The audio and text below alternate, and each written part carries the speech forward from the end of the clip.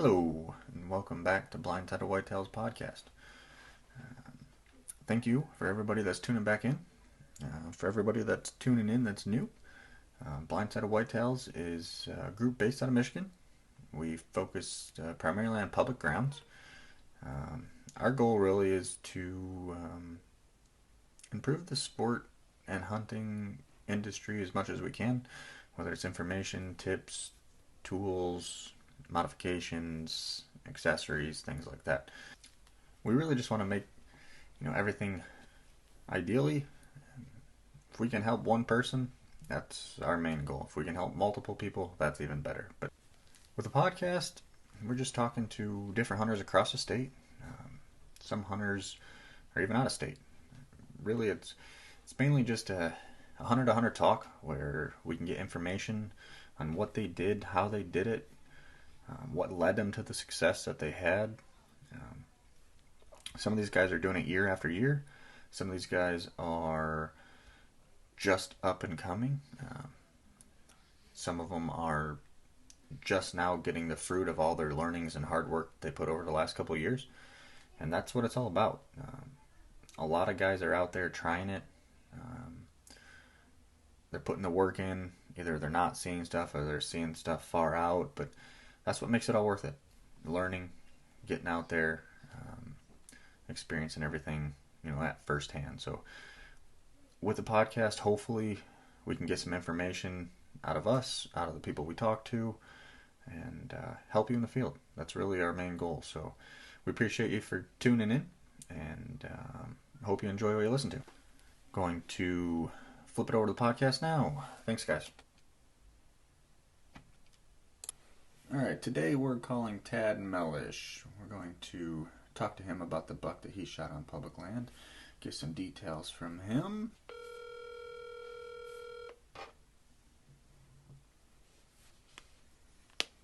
Hey, is this Tad?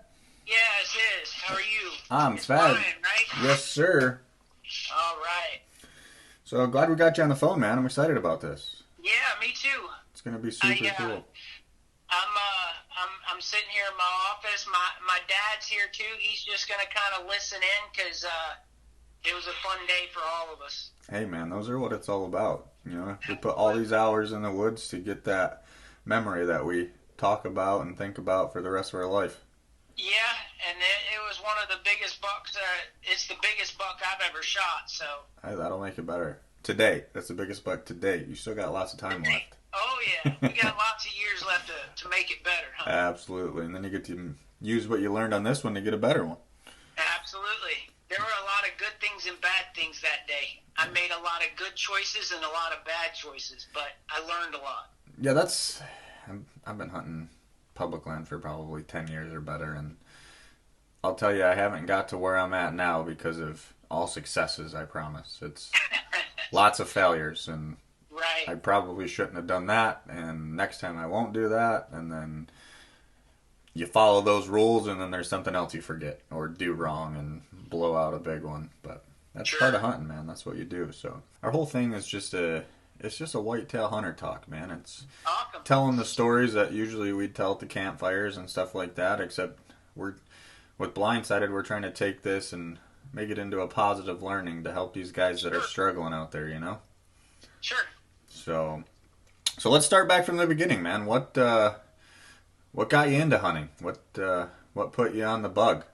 Well, you want to know about this specific deer? Let's go way back. How'd you get into it? What? Well, I got into hunting when I was real young. I grew up in a family that hunted a lot with my grandparents and with my dad, and me and my little brother used to hunt a lot, small game hunting and stuff, and then, got into deer hunting for a little bit, and then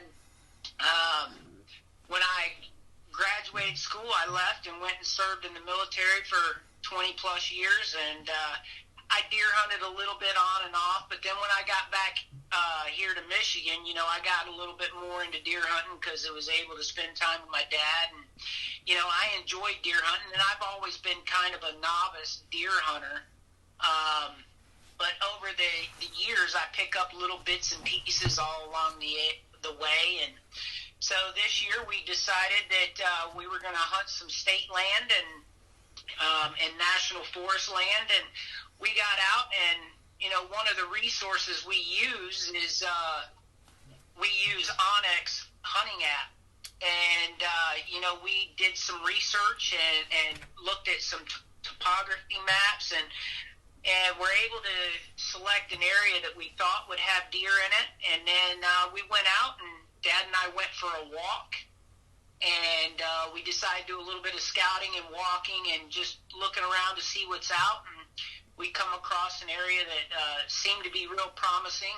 I know most of the deer hunters will tell you that when they're walking through the woods that they kind of get a feeling that there's just animals in that area. Well, this was one of those areas we could feel that it just, or sense that there were animals moving through that area. Absolutely. Let's hold on. So before we go further into this, what did you look at? So you said you went to Onyx. What were you guys looking at the state land? Like, what type of habitat were you focusing on? What were you guys...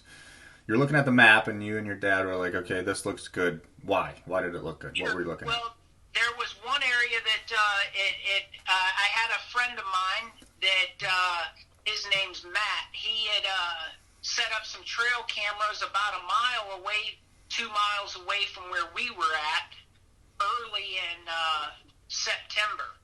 And he had been tracking some animals, but what we ended up doing is we moved off from where he was set up at about probably between a mile and 2 miles away.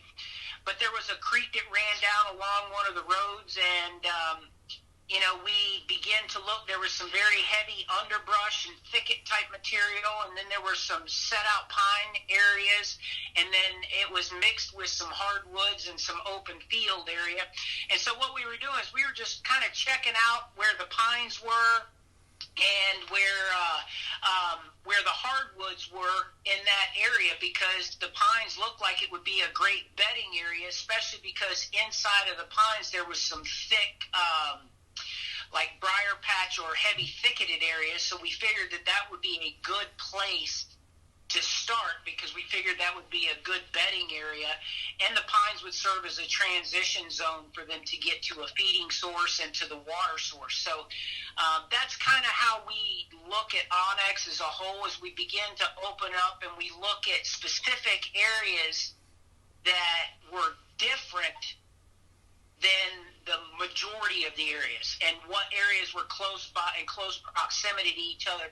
Because one of the things that I've learned over the last couple of years is focusing on the transition areas and catching the deer coming and going, and not invading their bedding area or their actual feeding area, because if you walk in early on them, you're going to kick them off and they're going to spook them out and ruin the day's hunt if they're on a feed source. Or if you're walking into a bedding area, you're going to kick them up, push them out of the bedding area, and you're going to lose an opportunity of those deer. So I tried to find an area off of a main trail that was a transition trail back and forth, so that we could catch them going and coming versus possibly blowing a hunt getting into the stand. Very, very true. What was the date you took the buck? I took it on 11/11/20. Good date. Good date. At 7:35 in the morning. Okay, so it was a morning hunt, pretty much peak rut time. So that's beautiful. Now I'm assuming the transition you were looking at, was it like a ridge going down into the creek, or? Well, no, I was actually set up between two blowdowns. Okay. In the middle of a saddle or a draw. Gotcha. In between two hills. The hill that I was set up on to my back was shorter than the hill up in front of me. Okay. I was set up there. There was a main run that came out of the pines from a bedding area, and I was sitting in the middle of a hardwood area, which I knew the deer were transitioning that area early in the morning. And so I had set up there between two blowdowns, and I was basically seated at the very bottom of the saddle or the draw, looking kind of up the hill towards the main run. Okay. And so when I was sitting there, what ended up happening do you want me to go ahead and tell you the story about the deer? Yeah, let's. You got us the plot. We know where you're sitting now, so everything's good there. So you got yourself set up. I'm assuming you're sitting on the ground, right? You said you're between two Yep. blowdowns. Okay, perfect. Matter of fact, we tried something a little bit different. A lot of times I hunt from a tree stand, but I know the area where we were hunting, the winds don't always stay consistent, and they will like to swirl a lot. Oh So yeah. what I did that morning is I probably got in the stand. I walked in around 6 o'clock because I knew I wanted to be in well before first light, Mm-hmm. because I wanted to make sure that I was able to get in before the deer got up out of their bedding area. Mm-hmm. So I walked in, and it's probably about a 20-minute walk, 25-minute walk back into where I was going to set up. So I'd say I got seated around 6:30. Around 6:40, I was definitely in the stand and settled. I walked in. I have a turkey chair Okay. that I carried in on my back, and I set it down between two blowdowns with two big trees to the right-hand side of me to just kind of offer some cover. Very good. And so when I went in, the first thing I did is I checked the winds, and I set up a scent field in front of me just as a cover scent field. And I use some doe pee, Okay. some estrus doe stuff to do for my scent field. Okay. I placed the scent field probably, I don't know, about 10 yards away from me in a semicircle. And then before I walk into the woods, I always spray red fox urine on the bottom of my boots to cover my tracks going in. See a lot of guys doing by that. the time I got into the stand, I sat down. It was probably 6:40, so enough time to sit down and just kind of relax and take that 30 minutes or so to kind of calm down. I think first light that morning, I want to say, was somewhere around probably 7:09, 7:12, somewhere around in there. And so I was sitting there relaxing, and I thought I saw some movement off in the distance about 7:15. It was still kind of in the waning moments of first light as the sun was coming up. And then I watched a doe and a fawn come in down the exact same trail. And, I've always shot a lot of does in the past. But I remember talking with my dad and with my little brother, and they said, you're never going to shoot a big buck if you always take the does that come in first. And so that thought went through my mind. I was like, because, predominantly up until this point, I'm a meat hunter. I hunt animals because that's what feeds my family. So normally I would take a doe, but that morning I says, no, I need to be patient. It's early in the season for me. And I said, I should take the opportunity to just be patient, because I knew there was a buck in the area. There were a couple scrapes around, a couple rubs around. So I was sitting there, and I watched the doe and fawn come in. They walked in about 15 yards away from me on the trail, and they walked in, and I watched them, and they kind of walked and meandered around, never knew I was there, and they got to about 40 yards away, and it was about 7:30 they disappeared. So they were around me for about 15 minutes, and then shortly after that, it was about 7:32, I'm guessing 7:34, somewhere in that neighborhood. I saw probably about 7:32, 7:33. I saw what I thought was a rump on an animal coming in from the right. So what I did is, because I had a tree blocking me from the deer being able to see any movement, I went ahead, I pulled my bow up because I figured it was going to be a shooter animal. And so I pulled my bow up, and it come right down the trail about 15 yards away, and it had its nose down, and it was grunting. So I knew it was a buck chasing that doe, or following that doe. I almost say it was chasing, because it was just walking. And so what ended up happening was it got down, and it kind of slightly cornered away from me, and it was standing. It came to a standstill about 17 yards away. Well, then, of course, I watched the tail flick, so I knew the animal was getting ready to move. And I've never shot a moving deer before with my bow. It's always been while they're standing there. But I was like, if it takes any more steps forward, it's going to step behind a tree. So I let it rip. And what ended up happening was I sat there, and this is where I made my first mistake.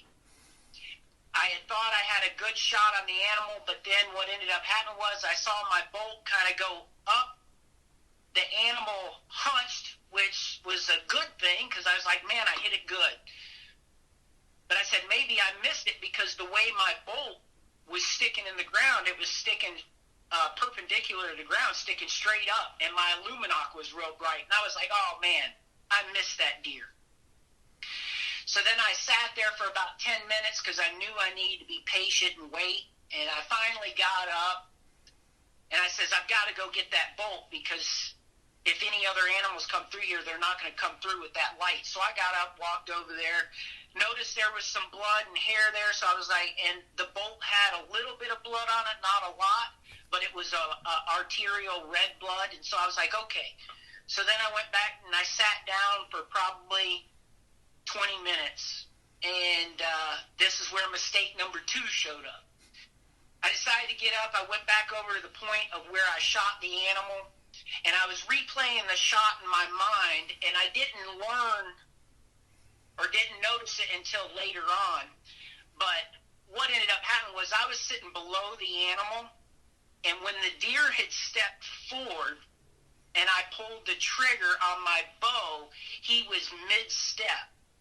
So what happened was when he was mid-step and I pulled the trigger, the bolt kind of went in right behind the back end of the rib cage, not in the belly area, but it came in from up underneath the animal, from the rear going towards the fore because it was cornered away.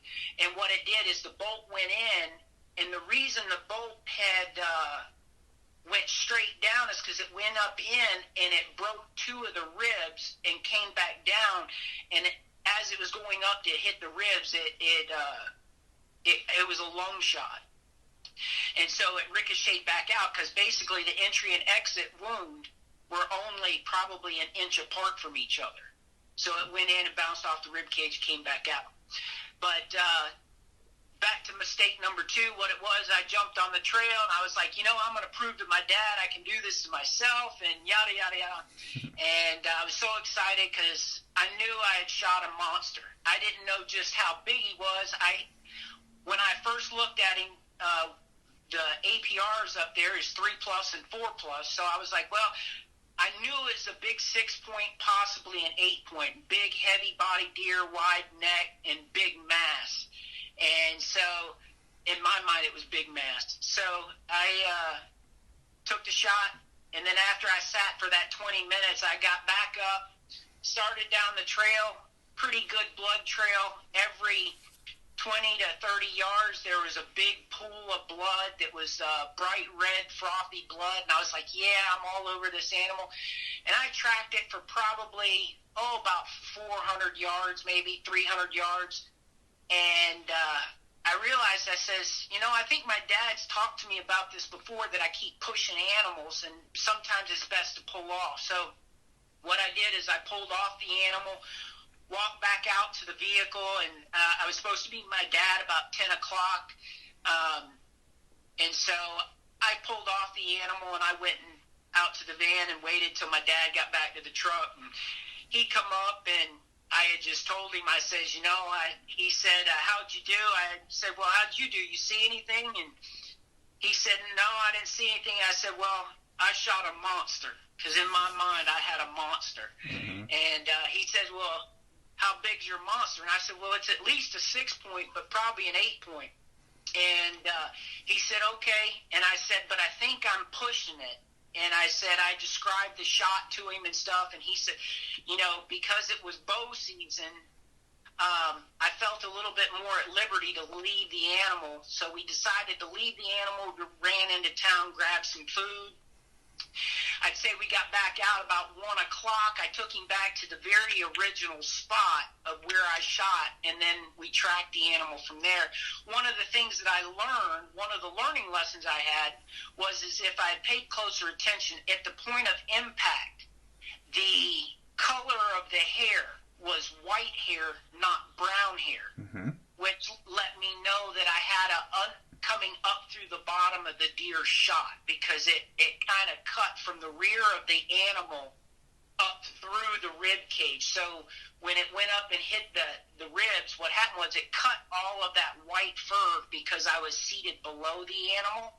So the point of entry cut out a bunch of white hair. I didn't notice it at first till I went back the second time to look, and I realized that this tells me that it had to come up through the underside or the undercarriage of the animal to go through, because I have a feeling it would have what I have a feeling of is that it would have,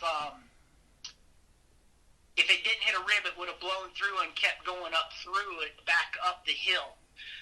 But it hit the rib and kicked it back down. So that was one thing I picked up. So then we started tracking it. We walked for probably about 600 yards, 700 yards or so, and we kind of lost the blood trail completely. And so, my thought was it was still having those spots. I never knew a deer could bleed so much on a blood trail. I've never had them bleed this much with red blood and they go that far. But at about 700 yards, we lost the trail completely. And so we started doing some Z movements back and forth, checking to see if maybe it jumped trail or whatever. Well, we came across a spot where it had been bedded down and there was a lot of blood. And I think what happened was we kept jumping that deer and pushing it. Well, we ended up tracking it all back down, and we came down a ridge, and it started heading back down to where my buddy's stand was, because this was one of the deer that he had caught on his trail camera back in September. And I just was lucky enough to be able to harvest that animal a couple miles away from him. But it had got on a trail and was heading back down towards his stand. And we ended up finding it. It was about probably about 970 yards from where I shot it. But the good thing for us, there was a blessing in that, because we had pushed the animal well enough for us that when I had pushed it, we were coming down a ridge, and we knew the animal had jumped one of the main roads that we get to get back in there, and so we crossed down the main dirt road to get over. And my dad said, "Hey, what's that over there?" And I said, "What, the big rock?" And he said, "No, look again." And I looked up, and that animal raised its head up, and I was like, "Holy smokes, that is a big old buck." And of course, my dad was excited, and I didn't realize just how big it was. I just knew that it was a big-bodied, big, swollen neck, mature buck. And so I get up to the animal, and we had to wait for it to pass before I felt comfortable getting on it, because it was still ready to go. But once it passed, I climbed on the animal, and we took some pictures, and that's when I was able to identify. It was a picture of a buck that my buddy had on his trail camera, and in September, if you notice on the racks or anything like that, it's got a broken drop tine. It had about a 6-inch drop tine during September that got broke off, and it also had 2 sticker points that off the main beam, where the end of the antler is, underneath the main antler, there was 2 sticker points off the front. So basically the main beam would have had 2 points off the end. They were both broken off, and but what we ended up doing is we counted it up to be an 11 point. And of course, I'd never taken a deer to a deer check station, but I figured I did, and went to the DNR check station. He said, "This is one of the largest bucks we've ever seen come off of this plot of state land or federal land up in this area." I never got it weighed or anything like that. He said it looked like it would come in between 175 and 185 weight-wise. I've been told by people that have looked at it and kind of made guesstimates that they believe that it'll come in between an official score of 130 to 140. But I took it and dropped it off at the taxidermist. I didn't get a green score on it. I'll wait till the mount comes back, and I'll get a dry end score and see where it comes in at. I'm just extremely happy and stoked. It was a great experience. I learned a lot of what to do and what not to do. I learned that if you're pushing an animal, get off of it if you can. I know there is a risk on state land that if you don't stay on an animal, eventually somebody will probably come and steal that animal. So be guarded about that. But usually during boat season, it's not as big of an issue. And that's one of the things I've learned. I hunted this same area just in several hundred yards away from it during gun season, and I only saw one doe the entire time I was there. But with the amount of pressure that's in that area, I've kind of made the realization and come to the assumption that the best way to harvest big animals and to harvest more animals is going to be during bow season on state and federal land, only because there's not a lot of pressure. You might stand a good chance on opening morning only, and maybe the second day of gun season, because there'll be so much shooting and pushing animals around. But when you're hunting in large areas of national forest and state land, when you have a large area, I'd recommend get as far away from any road that you can, get as deep in the thickest stuff you can find, that gives you a good place for cover, and also a good place to have a couple shooting lanes to be able to harvest an animal and work a transition area. That's what I find to be more effective than sitting right on a feeding area or sitting right directly on a bedding source, just because I don't want to kick those animals off if they're there, especially like if the animals happen to be in a nocturnal phase. They might be in, if you're walking into your stand at 6 o'clock or 6:30 in the morning, they might be on that food source at 4:30 to 5 o'clock in the morning. You're going to kick them out. So I try to be patient, pay attention. I do a lot of research. I think that's the biggest key to being successful at deer hunting is listening to podcasts like you're doing. And I appreciate the invite, Brian, to come down and share my story because, I know I'm 45 years old, and it's the biggest buck I've ever shot to date. And I'm going to tell you, it was like being a little kid in a candy store all over again, the excitement and the joy to be able to see an animal like that, and then to also be able to share it with my buddy Matt and with my dad. It was a great honor to be able to do something like that. And my buddy Matt, he got just as excited as I have, because he's been watching this animal for so long, and he says, I purposely didn't hunt down near him because, he had put so much time and effort into for his mom to be able to harvest a big buck, and he had 4 or 5 of them in there, and I said, I stayed about 2 miles away from you. Sorry to harvest your animal, but not really. I'm still very privileged and fortunate to be able to shoot that animal. And he said the same thing. He says, after watching it on camera for over a month, he said it was just great to be able to put his hand on the animal because he knew it was a big animal. And so he was really excited for me, and it was a great experience all the way around. But I guess if I had any advice for anybody, I would say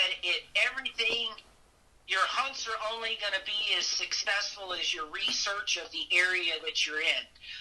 If you're going to arbitrarily just go park on the side of the road and sit in the woods 100 yards off the road, you're probably going to see small animals. But if you're willing to walk long distances to get into some thicker areas that the average person wouldn't get into, I can tell you'd probably be very successful and find areas that are good areas where you're not going to kick animals out of. Very true. So I guess a couple questions to add to that point. You said you're walking deep. When you came in, I'm assuming this is a remote area, not to get too specific on your spot, but Sure. Did you walk past any hunter sign when you came from the road?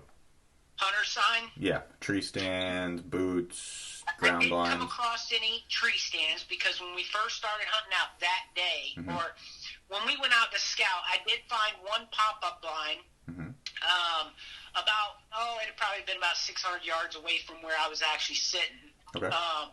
But it was back down. You had described where the creek was. It was back down in the bottom next to the creek. So of course I didn't want to hunt that area. I later learned that those guys only come in to set up their stands for gun hunting because they don't bow hunt. So, okay. Which is another reason why I said bow hunting is the best time of year, because there's so much less pressure on the animals.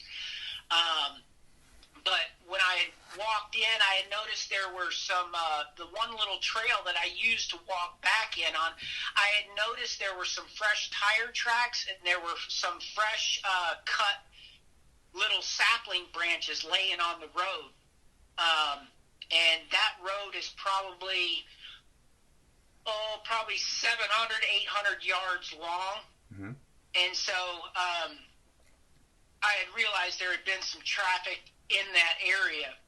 But when we were doing our scouting, I found an area that was beyond that was a little bit thicker. And if I was able to describe it the best way, I had found a set of pines, set-out pines, and I was set up on a position off of a scrape line and a heavy trail or heavy run about 25, maybe 30 yards from the edge of the pines, which I knew the pines had been because when I did my scouting and walking through the pines, I could see where they had been bedded down up in there. So I knew it was a heavily bedded area. Okay. And so I found the main run that come out of there into the set of hardwoods. Well, where the trail come out of, there were some heavy oaks and stuff. So I knew the deer, if they were bedding up in there, they would transition into that area to feed. But as far as any other hunter sign, I didn't see any hunter sign in the actual area I was hunting during bow season. Okay. But when I got a little bit closer to gun season, I began to find other foot traffic going in and out of the area a whole lot more frequently than I did, because I don't hunt the same stand every day all the time, and I don't always hunt the same stand in the morning. I try to switch things up. I try to have multiple options at each site. To be able to, wind directions to play. I might sit in a tree stand in one area, but I might hunt the same area, but sit from the ground behind some blowdowns, or sit up a tree stand in that area, depending on the winds and stuff like that, just so the deer don't patter me. But I did see some people starting to come in there. So basically, when gun hunting got there, we hunted for about 3 days out there, but then I pulled out of the area completely. And I think I've been back up there to hunt one time since gun season's been over. I might get back up there and try to hunt again with my bow once it calms back down just a little bit more. Very good. Yeah, so to speak on a couple of things, I want to add something to your earlier, you said bow season. So one thing that I feel is probably part of your success is the rut timing up there. You said you shot it on the 11th, and a lot of guys don't understand that the peak rut timing is different in every area. It really depends on when the does come into estrus. So for you to find that buck out searching, I'm sure because of the size of the buck, that buck had already been on does. So he's already bred does at that point. So he was actually out cruising, and by the time gun season hits up there, a lot of these bucks are locked down with does back in bedding. So yeah. I think with the added pressure, the timing of rut, I think that's why a lot of buck sightings do go down. Not necessarily saying that people don't shoot them during gun season, because there's a lot of people marching through the woods, so they get them up and moving. So definitely a possibility. But I will agree to you that the early season, most definitely, if you can get out there, it's quiet, the rut timing and the phases, there's a lot more movement than there is. Once gun season starts, then it starts to peter out and the deer start to lock down and get pressured and become nocturnal, like you said. So, yeah, it's a good key point. I'm a 100% disabled veteran too. So, now that I'm understanding the deer movements and things a little bit better, I've got the Liberty hunt that I'll be able to hunt, and I'll be hunting that area for the Liberty hunt in early September. because we have an early hunt. So, some of those earlier animals that we're capturing when they're in their bachelor groups and things like that, the possibility is there. It's, of course, not going to have the big swollen neck or anything like that because it's not going to be a rut buck, but we should be able to take I should be able to take a quality buck up there again next year and maybe even two. But I 100% agree. In areas that have a ton of pressure, regardless of where you are in the state, and even I would even extend that not just to public lands, but to private lands too. If you're hunting in an area where you might have a farm of 1,000 acres or 500 acres, and you've got 1,500 hunters out there, you're going to pressure those animals and they're going to disappear. Absolutely. I think it's about finding those areas either early in the season or getting away from the pressure as much as you have or can. 100%. 100%. So how did your dad think about the deer that you got when he walked up there? Is that the biggest one you guys got? He shot bigger deer than that. He shot his biggest buck to date, I think, would have probably been around a 16 or 17 point, but it was actually a 12 non-typical because half of one of the racks was busted off. Oh, man. That's a bummer. But he had, matter of fact, he won some bow contest with it for being a non-typical buck of the year or something downstate. But I think for my dad, I think he was just as excited as I was. And I mean, I don't know what other hunters do. I'm a huge fisherman. I'm a huge bass fisherman. I've got a largemouth bass on my wall that was 13 pounds, 2 ounces. And I'm going to tell you what, I got flat excited and I hoot and holler like Mike Iaconelli. Well, I hooted and hollered and got all excited when I saw this buck. Mm-hmm. And even on the ride out, we were riding out, and I can remember reaching over and grabbing my dad's shoulder. I said, "Man, I got a big old buck. What do you think about that?" And all he did is he looked at me, he smiled, and he says, "I'm just ecstatic for you." He said, "I'm proud of you, and, you're learning a lot, and this is only the first to come. There's going to be more to come." And so, it was a great time of it, hunting with my dad. I miss having my little brother around to hunt with. He's a huge avid hunter. So of course I texted him a lot back and forth, and I said, "Hey, this is a picture of what the tarsal gland looks like. This is about what the measurement is on the inside measurement on the rack, and it's got a Roman nose curve to it. I'm trying to figure out the age. What's your thoughts?" I've had some people say it's a 3.5-year-old buck, but then I've got other people that seem to know hunting really well, and they said that that's probably a 5.5-year-old deer, and so all of that is new because I had never shot one big enough to be mounted or anything like that. So shooting an animal this size for me, and especially to do it with my bow and to do it at 17 yards away, and for him to never know I was even there, he didn't care, nothing. And to be able to experience, because I do a lot of grunting and rattling and bleeding and stuff, but for this day, I sat in a silent sequence, but it was awesome to me to be able to watch the deer's responses and his method of movement, because I pay close attention to the reactions animals have, whether it's their tail flickering or whether it's up or whether it's standing straight up or whether they're moving, paying attention to their mannerisms. And he came in with his head down on the ground, and he was grunting probably about every, I would say probably every 5 yards or something. He was doing a trailing grunt. So I was able to hear that vocalization, and now that gives me something to peek back onto when I'm doing my grunting sequences. But to be able to learn their mannerisms and watch their ears and how their movement and their eye movement and things like that, I pay close attention to that stuff because then it lets me know what kind of state of mind the buck was in.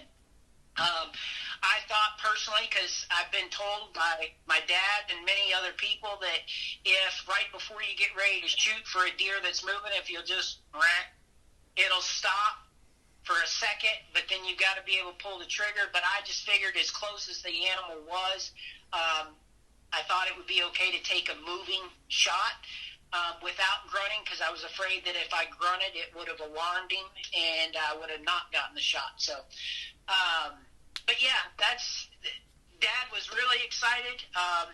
Matter of fact, I get even excited about talking to you about it, because it was just an exciting experience, especially for me. It's the largest animal I've ever harvested. And so I'm looking forward to next year. I've already started looking at new areas and settling in and looking at stand placement. Excited about the spring to roll around so I can get out and do some more scouting.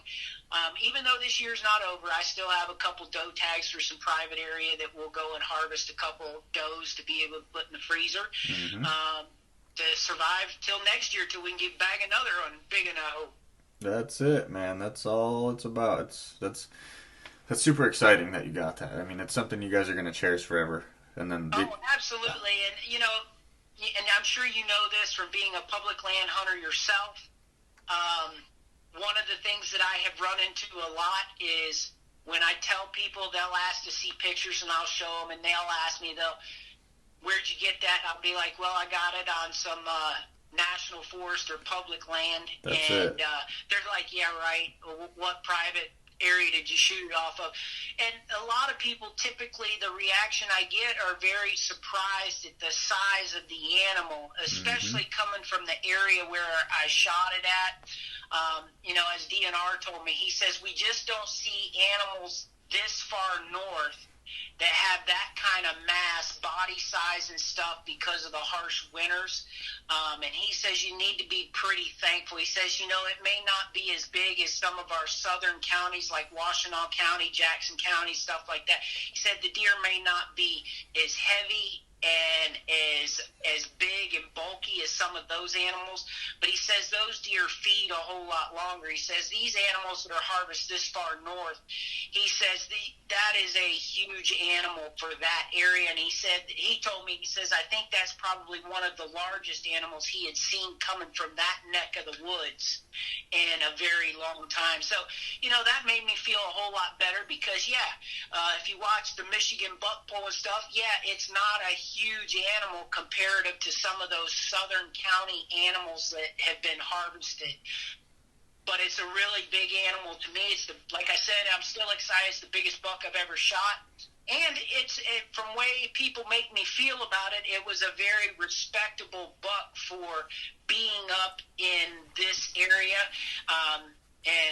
My dad told me, he says, if you're ashamed of that or you don't get excited about that, something's wrong with you. So I'm very fortunate. Absolutely, man. There's nothing to be. So there's a few things to talk about this. One, you mentioned the size up there. Yeah, honestly, that's a respectable deer anywhere in the state. It's a mature deer. So personally, with Blindsided and myself, it started to show people exactly what you said. There are big mature deer on public land through the whole state. It's not just southern. It's not northern. It's the UP has them too. The problem is these deer, when they get to that age class, they didn't get there by accident. They got there because just like we learned to find them and kill them, they learned to survive. Right. So they have to do this every single day so that they stay alive till next season. So when you find one of these, especially on public land, if you find a deer this size or bigger, whatever, if you make a mistake, just like you learned what he was doing, you probably won't catch that deer in that same scenario again. Because he knows, well, what I did didn't work, and if I want to survive, I can't do that again. I don't get chances like that. Absolutely. And my buddy Matt, was he a little disheartened? Absolutely. Because he was really hoping his mom or his little sister could have harvested that big old buck. But at the end of the day, he was very happy for me.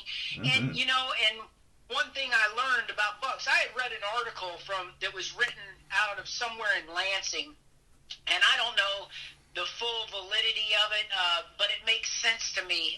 It said during the peak rut season that your biggest bucks that you catch on trail camera prior to the rut, you're probably not going to see during the rut because of the travel distances that those the bigger mature bucks, they'll handle the does where they're at on camera once they come into rut.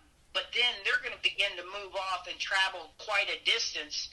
And so, like he says it's kind of odd that you shot that animal 2 miles away from where I had it on camera. I said, no, not really, because the article I read said that more mature bucks, that especially that 3.5 to 5.5-year-old deer, they may travel up to 12 miles from where you may have gotten them on camera to go and find breeding does.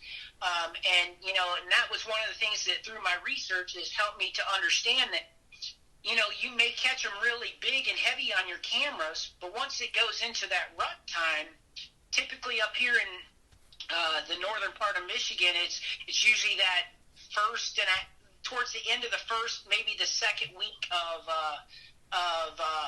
November, depending on the weather, on when they come into the peak rut. Some of those animals are going to start disappearing by gun season, and they're going to start traveling. So I'm very adamant about it, and I know you are too, that if you're going to harvest those big animals that you're seeing on your trail cameras and things like that, you're going to have to harvest them during bow season. Yeah, you have. If you're otherwise, they're going to transition out. If you're using trail cameras and you're trying to shoot something early season, you have, in my experience, you have. Well, I'll just give you a scenario from this season. I haven't shot a buck yet this year. I've passed. I have to look at my tally, but I think I'm up to 11 bucks that are over 3. I've let walk. Now, that's personal choice, not because of anything else. It's something that, I enjoy just going out and finding them. To me, like opening day of bow season this year, I have 111 deer on video. So it's not necessarily going out and killing something for me anymore. It's the chase. It's getting on that elusive buck. It's finding what is the biggest buck in this area. Figuring out what it is. Okay, this deer's going to be a monster next year. What is he doing? How does he live in this area? Where does he go in rut? What time does he come back after rut? It's all that stuff. When you can get to that point, that's when it starts becoming like a different type of chess. It's like, think of it as if you were playing a chess game versus somebody that's a master at chess. You're going in there just moving pieces around. That guy has the entire board memorized, and he knows the moves by the numbers, and he knows 6 moves ahead of you what you're going to do. You get to that point, and hunting becomes a whole new level. It's absolutely, and it becomes, and my dad would tell you right now if he was still here, he would tell you right up front, it's great to harvest animals, but for him, the funnest part for him about the whole hunting concept is the preseason stuff of getting out, walking through the woods, familiarizing yourself with the area you're in, scouting and looking around for deer activity, and the preseason stuff of, maybe building some windfall blinds on the ground with deadheads and stuff like that. That is the most exciting part for my dad. He absolutely loves it, and I'm learning to love it more and more because it is a game. It is. And it's you versus them, and you have to be smarter than they are. And let's face it, animals in that 3.5 plus age bracket, they are very smart to what's going on. They know the times of year. I'm sure you've heard other hunters. Well, man, opening day of gun season, all the animals disappeared. Well, animals are smart. They know it's time for hunting season, Oh, yeah, they feel pressure. They learn things from year to year, and just like you were talking about, those bigger mature bucks, you have to find something to do differently than the average guy. Oh, yeah, bring those animals in. That's it. And it's, you got to think of, when you think of pressure, a lot of guys think that pressure means that you were in a stand and you got busted. That's not pressure. You got pressure when you walked into your property and you checked your camera. You walked out. You walked back in 2 days later and checked your camera. Every time you enter that property, you're applying pressure. Whether you're hunting or not, deer don't like human interaction. City deer are different. They're used to it. But when you get into these remote areas... Even farm farm deer. Oh yeah. If you're hunting off a dairy farm or anything like that, or farm animals that are used to being around tractors, they see people all the time, and they're not as skittish. But when you're hunting wild animals, which is what you're doing on public land, even to that point, you got your farm animals. They're used to seeing you in the fields, but now, say I'm sitting in my house, and like for example, I have a guy walking down the street right now. I don't have any pressure of that guy. But if I was sitting in here and this guy walked into my room and I'm on the phone with you, now I'm going to start getting worried. Absolutely. So it's when you start applying pressure to their bedrooms, when you start applying pressure to their homes, they leave their home to go eat, just like we do when we go out to eat or we go get food and come back. When we leave, it's different. But when we start getting the pressure, I went to bed and there was somebody in my room. When I woke up, I wouldn't be happy. I'm probably not going to sleep there again. So it's that kind of stuff. It's entrance, it's exits, it's when you walk in, how many times you walk in, how you enter your stand. Do you enter it the same way? If you hunt the same stand over and over, that's obviously going to apply pressure to that spot. So being mobile, like you were talking about earlier, that's a huge point. If you can definitely, virgin sits is what they call it. Yep. I don't have the exact statistic, but it was in the high percentage, 75-80% is a virgin sit is how you can kill a mature buck, because it's an untouched ground. There's no memory of anything. There's no learnings from that deer. He doesn't know there. It's all a new experience for him. So he's going to find you for the first time if he does find you or bust you. So that gives you the best opportunity. So that's. And I'll tell you that to confirm that, or to show that I'm agreeable to that, I had sat the same stand the night before, didn't see any animals. So the morning I shot that big buck, it was the first time I had morning hunted that spot. So it was the very first hunt. Yep. And so he had no idea I was there. But, like you were saying, it was fresh. And I hadn't been in there in the morning at all. Well, exactly. If you think about, if you would have came through, say you hunted that yesterday or the day before, and you would have sat your spot, but when you got out, you probably would have walked. You would have either walked maybe to where he crossed or a different area. Now, the first time you put your ground scent across his trail, he's going to stop. He's going to hit that. He's going to be like, okay, this is new. This shouldn't be here. Now, not necessarily say it's going to ruin your opportunity, but when you get to those older age class deer like you're talking about, 3.5 plus, that deer knows what that scent is. And now all of a sudden he's going to lock up. Everything's going to get stiff. His tail's going to tuck. And he's going to sit there. Now his next move depends on what he finds or what he smells or whatever after that. But, getting that deer to a spot where you can pull the trigger or release an arrow when he's comfortable and not alert is the best chance you have at harvesting them successfully. So it's real good how you did it. So it's awesome. Yeah, it was a great hunt. I'll be excited. I'll be excited to send you a picture of the mount when it comes back. Oh heck yeah, that'll be super cool. So we'll get it out there. Everybody's going to hear your story, so that's super neat. Well, I appreciate, Brian, I really appreciate the opportunity to speak with you today. And, I'm a pastor, so, I don't get a lot of time to hunt, but I do hunt and I do fish. And, my thing is all the little nitnoid things that people think are nitnoid that I've learned over the years, and I've gotten excited about deer hunting, which is wanting me to do more research. I would encourage everybody to take the opportunity, not just scouting your areas, looking at maps and finding where you think you should set up. I'll tell you right now, every single one of my hunts that I do, whether it's morning, afternoon, midday, whatever, I check 3 things every day before I go hunting. I check the winds, I check the lunar phase, and I check the barometric pressure. And that's how I check those 3 things before I even go into the woods every day that I hunt.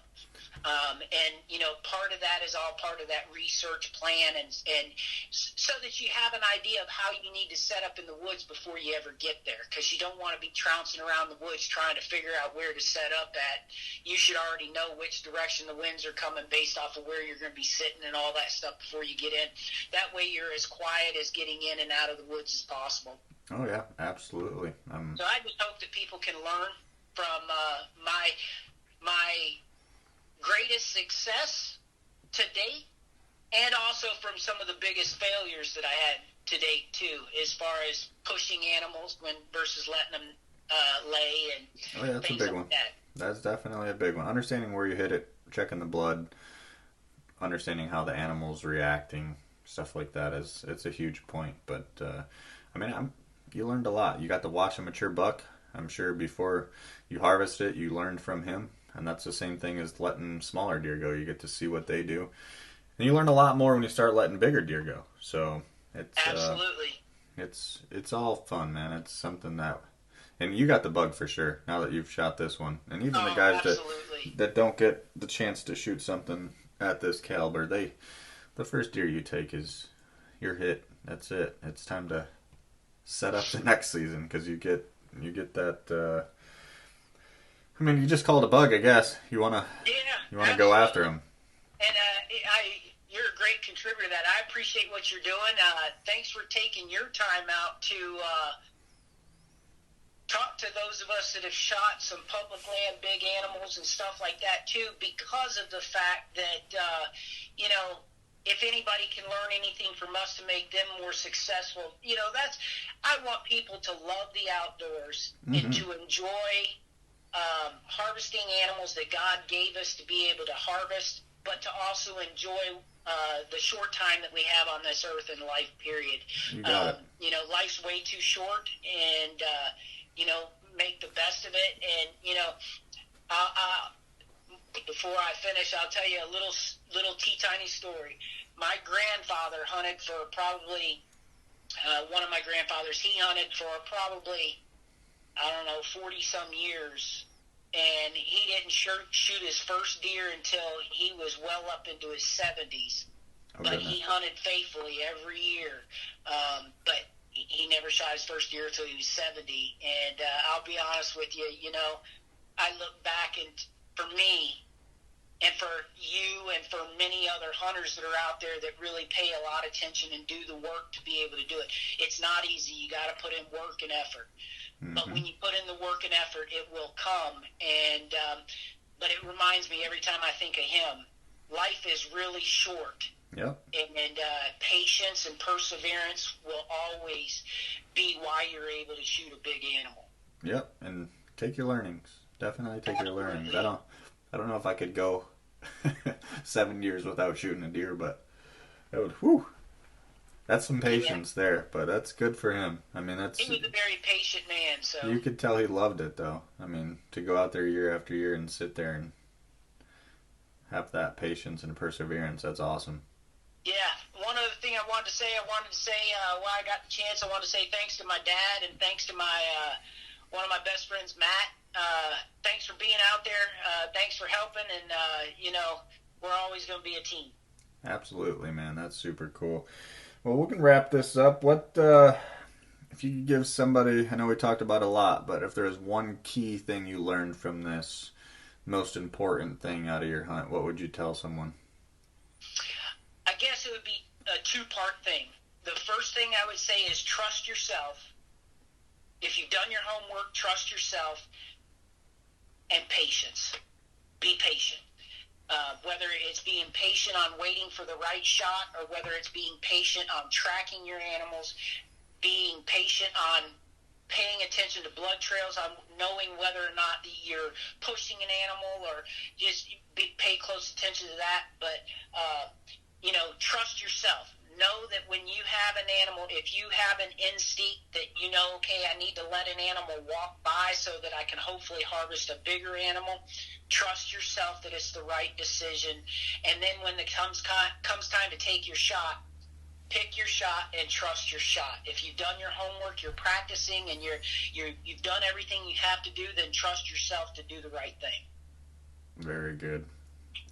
Awesome. Well, I appreciate your time, Tad. If there's anything we can do to help you, or you just want to chat about something, get a hold of us. And Absolutely, man. I appreciate it, and I've already sent your website and your Facebook page out to a lot of people, man. I appreciate what you awesome. guys are doing. I appreciate you for trying to better other people That's what we're so about, that man. they can be successful too, because hunters are a family too. So I really Absolutely. appreciate your time, Brian, and we'll be in touch again, I'm sure. All right. Well, you take it easy, and thanks again for coming on. We'll wish you the best. All right, brother. Have a good day. Take it easy now. All right, bye. All right. Well, as you could hear, that was our wrap up with Tad himself. Guy got a beautiful animal out of the northern parts of Michigan. But we'll leave with that. We appreciate every single one of you guys for listening. We hope you learned something, even if it's one piece. Again, we're doing this to help everybody out. You know, it's